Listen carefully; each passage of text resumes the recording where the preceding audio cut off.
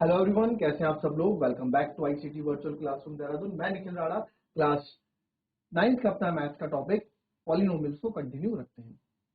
तो आज हम एक पॉलिनोमियल्स के अंदर फैक्टर थ्योरम यानी कि गुणनखंड प्रमेय के बारे में पढ़ेंगे। तो चलिए अपनी क्लास शुरू करते हैं। शुरू करने से पहले हमेशा की तरह थॉट ऑफ द डे लेके चलते हैं। तो आज का थॉट ऑफ द डे है बच्चों, a little progress each day adds up to a big result. जी हाँ, हर दिन की एक छोटी प्रोग्रेस जो है आगे जाके एक बड़े परिणाम के रूप में आपको देखने को मिलती है। ऐसा नहीं है कि आप एक ही दिन में सब कुछ सीख जाते हैं, ऐसा बिल्कुल नहीं है कि एक दिन में ही सक्सेस मिल जाती है। थोड़ी थोड़ी मेहनत, हर दिन की सक्सेस, हर दिन की अचीवमेंट जो है एक बड़ा रूप, आप बड़ा फल आपको देती है।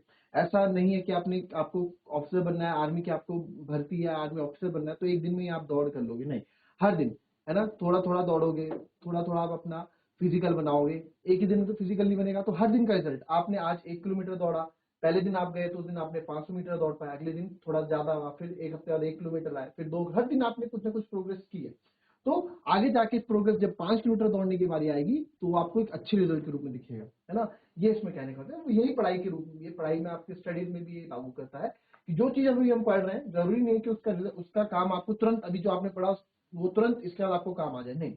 आगे धीरे धीरे इसके बड़े रूप में आपको वो काम देखने को मिल सकता है। ठीक है, तो चलिए अपनी क्लास स्टार्ट करते हैं। एंड हम फैक्टर थ्योरम की बात यहाँ पे कर रहे थे, है ना। फैक्टर थ्योरम की बात हम यहाँ पे कर रहे थे और मैंने आपको बताया था कि मैं आपको बहुत जल्द जो है इसको फैक्टर थ्योरम से ना करके, ठीक है, फैक्टर थ्योरम से हम ना करके इसको, सॉरी, डायबियम फैक्टर्स निकालना सीख रहे थे कि इसके फैक्टर्स नहीं किए। फैक्टर्स हम कैसे कर रहे थे, अगर रिमाइंडर 1 आता है, कंप्लीटली डिवाइड होता है तो वो फैक्टर होगा, और कंप्लीटली डिवाइड नहीं होता है तो फैक्टर नहीं होगा। जैसे कि आपने यहाँ देखा है, कंप्लीटली डिवाइड नहीं हुआ, यहाँ पे रिमाइंडर क्या आता है, 1 आता है। आप यहाँ देखते हैं कि यहाँ भी आपका कंप्लीटली डिवाइड नहीं हुआ, यहाँ भी 1 आता है। ठीक है, फिर यहाँ देखते हैं, यहाँ रिमाइंडर 4 आता है। तो कोई भी गुणनखंड नहीं है। ठीक है, यहाँ देखा तो ये आपका रिमाइंडर 0 आया, तुम बोल सकते हैं कि यस, ये क्या है, इसका एक फैक्टर है। ठीक है, अच्छा मेरे को एक चीज और इसमें आपको बतानी थी। ये जो डिवाइड जो है काफी बच्चे नहीं कर पाते हैं। ठीक है, तो इसमें एक चीज और मैं आपको यहाँ पे बताऊं। अब आप इस क्वेश्चन को डिवाइड की तरह लें, चाहे इस क्वेश्चन को आप डिवाइड की तरह लें, चाहे इस क्वेश्चन को आप इस फैक्टर ऑफ क्या ये इसका फैक्टर है कि नहीं है, इस तरह से आप क्वेश्चन लें, इट्स डिपेंड ऑन यू। ठीक है, जैसे हमारे पास एक क्वेश्चन आ सकता है, इस x minus 1 is a factor of x to the power 4 minus 1। ठीक है, ये हमारे पास आ गया। तो इस क्वेश्चन को हम दो तरीके से कर सकते हैं, ठीक है, फैक्टर थ्योरम और दूसरा डिवाइड करके। तो यहाँ आपको डिवाइड करके दिखाना है, ठीक है, बाय लॉन्ग डिवीजन मेथड। आपके पास क्वेश्चन आ गया बाय लॉन्ग डिवीजन मेथड। कहने का मतलब है कि आपको लॉन्ग डिवीजन मेथड से करना है। तो मैं चाहूंगा कि आप इसको एक बार डिवाइड करें और चेक करें कि लॉन्ग डिवीजन मेथड से आप किस तरीके से इस क्वेश्चन को कर पा रहे हैं। ठीक है,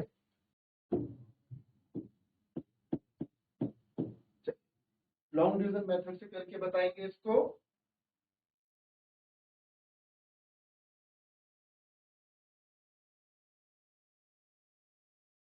चलिए इसमें देखेंगे x माइनस 1 इसका फैक्टर है कि नहीं है।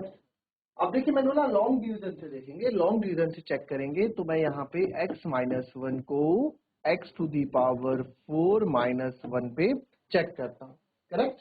तो x to the power 4 minus 1 पे मैं चेक करूंगा यहाँ पे। तो यहाँ पे क्या देखने को मिलेगा, आइए इसको डिवाइड करते हैं ना, डिवाइड करेंगे तो यहाँ यहीं से स्टार्ट।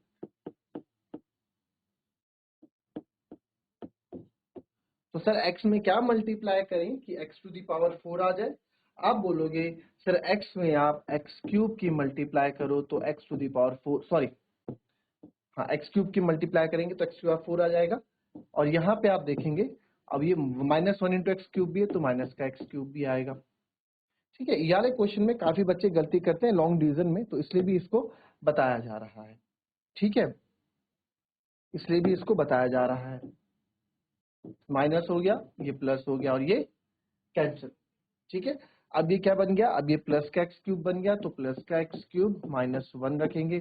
सर अब क्या क्या, अब 1 और एक्स क्यूब तो नहीं हो सकता, प्लस एक्स क्यूब, क्यों, एक्स क्यूब तो है ही नहीं यहाँ पे। देखो -1 into x cube minus x cube, but x cube वाला कोई है ही नहीं, तो किसके साथ इसको प्लस माइनस करेंगे, नहीं करेंगे ना, तो इसको वापस एज इट इज अभी प्लस करोगे तो एज अ प्लस इसे नीचे उतारेंगे।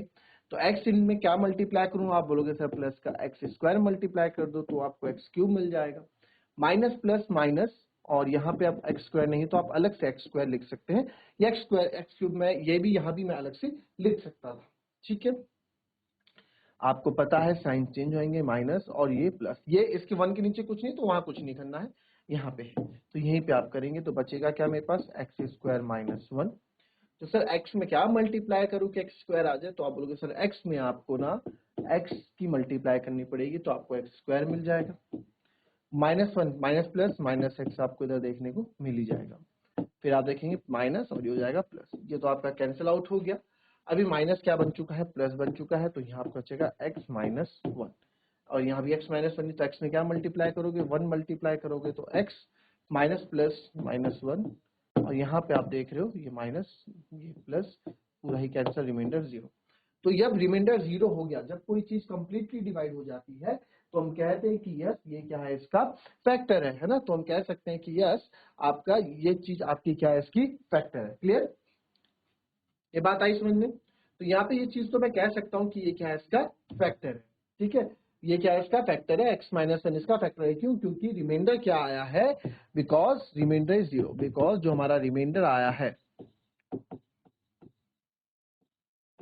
इज इक्वल्स टू 0, रिमाइंडर क्या आया है, 0 आया। आई बात समझ में, समझ में आई, इसको नोट कर लो, शायद हम थोड़ा रिमाइंडर थ्योरम और फैक्टर थ्योरम के बारे में पढ़ेंगे। हालांकि रिमाइंडर थ्योरम आपके सिलेबस में नहीं है, बट फैक्टर थ्योरम समझने के लिए रिमाइंडर थ्योरम भी हमको आनी चाहिए। Clear,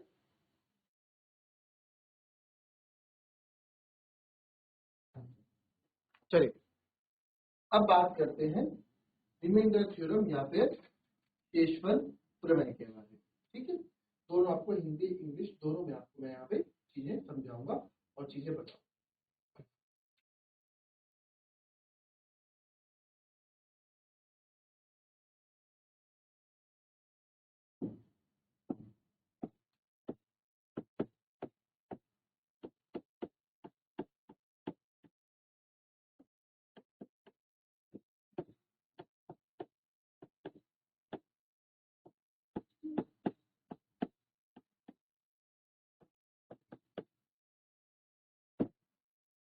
reminder theorem शेषवन,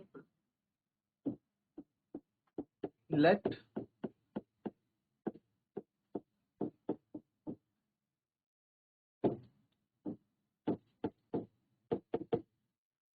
px be a polynomial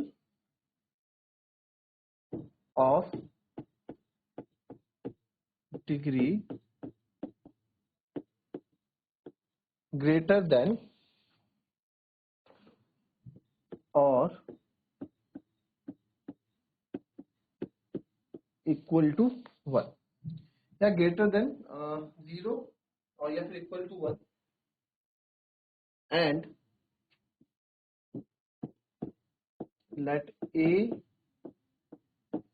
be a real number. Real number मतलब वास्तविक संख्या जिसको हम बोलते हैं। ठीक है, इफ कोई polynomial px is divided bye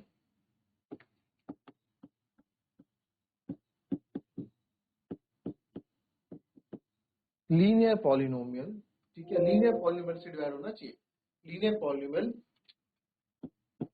x minus a, ठीक है, linear polynomial x minus a, then the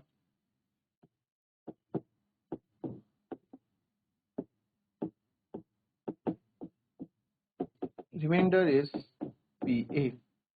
ठीक है, अब आप बोलेंगे सर ये क्या, सब क्या लिख दिया, कोई बात, सारी चीजें आपको एक एक करके समझाई जाएंगी, कोई डरने वाली घबराने वाली बात नहीं।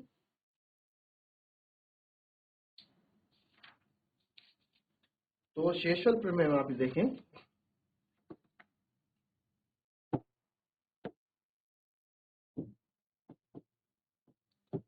मान लीजिए या माना px एक है ना, px एक बहुपद है, यही तो लिखेंगे, px एक या एक से अधिक, हाँ px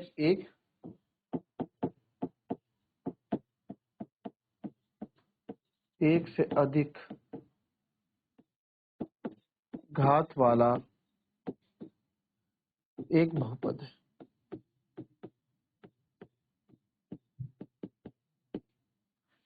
ठीक है, and let A be a real number, और मान लीजिए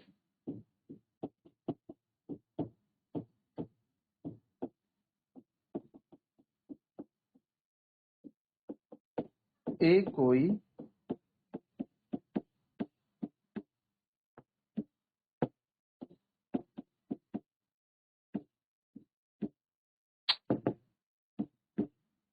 कोई वास्तविक संख्या है। ठीक है, ए कोई वास्तविक संख्या है। यदि px को यदि px को रैखिक बहुपद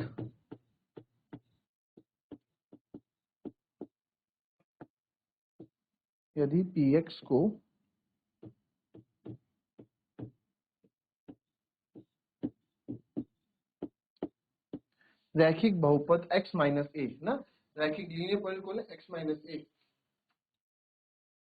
रैखिक बहुपद x माइनस ए से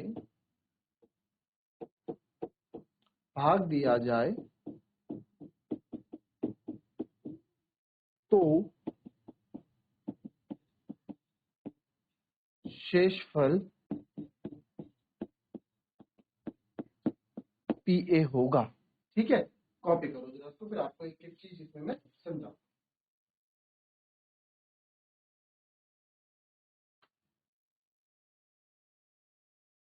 चलिए देखेंगे क्या ये बोल रहे हैं। यहाँ पे सिंपल सी बात है, कोई इसमें इतनी बड़ी कोई चीज नहीं है। बोल रहे हैं कि देखो let px be a polynomial, कि px कोई पॉलिनोमियल है। ठीक है, डिग्री ग्रेटर देन और इक्वल टू 1 से बड़ी भी ग्रेटर कोई भी पॉलिनोमियल है। जैसे आप मान लो यहाँ पे है ना, यहाँ पे आप मान लो px हमारे पास कोई भी पॉलिनोमियल है, कोई भी पॉलिनोमियल मैं यहाँ पे बोलता हूँ। आप इसमें मान लो क्या पॉलिनोमियल लिखूं, इसको मैं इसको लिख लेता हूँ 2x square plus x plus 3। ठीक है, ये कोई पॉलिनोमियल है हमारे पास। ठीक है, जिसकी डिग्री ग्रेटर देन 1 होनी चाहिए, या फिर 1 होनी चाहिए, फिर ग्रेटर देन 1 होनी चाहिए। ठीक है, फिर क्या बोला, equal to 1 and let A be a real number, A कोई रियल नंबर होगा। ठीक है, ए बाई रियल नंबर पे भी आगे आते हैं। If px is divided by linear polynomial x minus A, p ना किसी पॉलिनोमियल x माइनस ए से कंप्लीट या फिर कैसे भी डिवाइड हो रहा है। ठीक है, तो कोई दूसरा पॉलिनोमियल है gx मान लेते हैं, एक पॉलिनोमियल इसका नाम gx दे दिया, ये x माइनस ए। ठीक है, x माइनस ए कोई नंबर है और a कोई वास्तविक संख्या है। ठीक है जी, वास्तविक संख्या है, तो वास्तविक संख्या में मैं यहाँ पे a की जगह ले लेता हूँ 1। ठीक है, 1 से भी समझते हैं a कोई वास्तविक संख्या है। ठीक है, यदि px को रैखिक बहुपद x माइनस ए से भाग दिया जाए तो शेषफल pa होगा। तो क्या बोल रहा है कि शेषफल pa होगा, क्या बोल रहा है ये है, शेषफल pa होगा, क्या क्या चीजें हैं है ना, इस पे बात करते हैं। सिंपल सी बात है, ये बोल रहा है कि सर अगर x माइनस ए से हम इस px को डिवाइड करेंगे, कुछ क्वेश्चन आएगा इसको qx को, ये भी पॉलिनोमियल के फॉर्म में आएगा, तो यहाँ जो रिमाइंडर आएगा ना, वो जो रिमाइंडर आएगा वो सर pa की फॉर्म, वो रिमाइंडर हमारा पॉलिनोमियल a के बराबर। ठीक है, क्या बोलना चाह रहा है, आइए देखें समझते हैं क्या ये बोलना चाह रहा है। ठीक है, क्या बोल रहा है, यदि x माइनस ए से मैं डिवाइड करूंगा पॉलिनोमियल x को, तो यहाँ कुछ मिलेगा हमें qx, ये तो चलिए, पर जो रिमाइंडर आएगा वो आपका pa होगा। सबसे पहले x माइनस ए क्या है, x माइनस ए का एक रैखिक बहुपद है जो उन्होंने बोला है पीछे। ठीक, किससे, यदि px को रैखिक बहुपद x माइनस ए से भाग दिया जाए, if px is divided by linear polynomial, तो लीनियर पॉलिनोमियल कौन सा होता है, जिसकी पावर हाईएस्ट पावर 1 होती है। तो ये तो आप समझ में आ गए, ये तो है लीनियर पॉलिनोमियल। ठीक है, यह है लीनियर पॉलिनोमियल। फिर आपके पास आते हैं, ये आपका ये कुछ भी हो सकता है पॉलिनोमियल, कुछ भी वैल्यू यहाँ पॉलिनोमियल की हो सकती है। ठीक है, फिर क्या बोला, जो x माइनस ए है, ठीक है, ये आपका जो रिमाइंडर है pa आएगा। अब ये क्या चीज है सर, रिमाइंडर पी ए आएगा। देखो यहाँ पे समझते हैं चीज को, x माइनस ए और ये पी ए आया कैसे, ठीक है। ये पी ए कैसा, देखो पी एक्स की कोई वैल्यू रही होगी 2x² + 2। अगर मैंने बोला P1 निकालो तो आप क्या करोगे, x की जगह 1 रख दोगे। बट वहीं अगर मैंने बोला 2 तो x की जगह आप क्या रख दोगे, 2 रख दोगे। और वहीं अगर मैं बोलता हूँ PA तो x की जगह क्या रखने वाले हो आप, सर x की जगह हम a रखने वाले हैं, है ना। x की जगह हम a रखने वाले हैं, यही बात तो होगी, है ना। x की जगह a रखेंगे, यही बात तो होगी। तो सर जब ये x की जगह आप a रखोगे तो ये आया कैसे, x बराबर a आया कैसे होगा, x बराबर a कुछ ऐसा आया होगा, जब आपने x माइनस a को 0 के बराबर रखा होगा तो x बराबर a आया होगा। मानते हो इस बात को, x बराबर आपका a आया होगा। तो जो x बराबर a आएगा वही आपका फिर p आपका रिमाइंडर हो जाएगा। तो यहाँ पे x माइनस a जो है, तो आप x माइनस a को यहाँ पे जो भी आपका लीनियर पर उसको 0 के बराबर रखोगे तो x बराबर जो वैल्यू आएगी उस वैल्यू को आप यहाँ पुट करोगे और फिर आप आंसर निकालोगे, ठीक है। चलो इसी क्वेश्चन में एक बार देख लेते हैं, इसी क्वेश्चन में एक बार हम चीजें समझ लेते हैं, यहीं पे समझ लेते हैं। इसको डिवाइड करते हैं पहले, ठीक है। डिवाइड करते हैं, x माइनस 1 से हमने डिवाइड किया, x माइनस ये पीछे तक जा रहा है, x माइनस 1 से डिवाइड किया 2x² plus x plus 3, correct. तो x में क्या मल्टीप्लाई करूं, 2x² आ जाए, आप बोलोगे सर x में 2x ही मल्टीप्लाई करो तो 2x² आ जाएगा। फिर x में 2x की मल्टीप्लाई, फिर x माइनस 1 इंटू 2x तो माइनस 2x हो गया, प्लस का माइनस, माइनस का प्लस, ये तो कैंसिल हो गया। प्लस 2x प्लस x कितना हो गया, 3x हो गया, 3x प्लस 3। तो सर x में क्या मल्टीप्लाई करूं कि 3x आ जाए, आप बोलोगे सर x में आप 3 की मल्टीप्लाई कर दो, x में 3 की मल्टीप्लाई करी तो 3x आए, माइनस प्लस माइनस, ये माइनस का 3 आया। तो आप यहां देखेंगे ये कट गया और 3 और 3 कितना होता है, 6 होता है। तो रिमाइंडर कितना आया मेरा, 6 आया। तो अब इतना डिवाइड करने के बाद हमें यहाँ पे क्या लगा कि रिमाइंडर 6 आया। बट अगर मैं रिमाइंडर थ्योरम का यूज करूं, अगर हम रिमाइंडर थ्योरम का यहाँ यूज करते हैं, जो कि हमारे पास px क्या है, x square sorry 2x² plus x plus 3, ठीक है, ये हमारे पास है। तो आप यहां देखेंगे x माइनस 1 को मैंने क्या बोला, अब हम x बराबर क्या रखेंगे, तो आपने देखा x माइनस 1 को आप 0 के बराबर रखोगे तो x बराबर क्या है, 1। तो x बराबर वही p a, तो x बराबर a था ना, a कोई वास्तविक संख्या है, देखो a कोई क्या होगी, a कोई वास्तविक संख्या होगी, a be a real number, लेट a be a real number, a कोई रियल नंबर होगा। तो इस रियल नंबर तो वास्तविक संख्या, सही में वास्तविक संख्या है, तो यहाँ पे मैं x की जगह आपका 1 यहाँ डाल दूंगा, तो 2 1 का square plus 1 plus 3, 2 plus 1 3 plus 6, तो ये आ गया 6। देखिए इस तरीके से आपका रिमाइंडर थ्योरम से रिमाइंडर आ जाए। आई बात समझ में,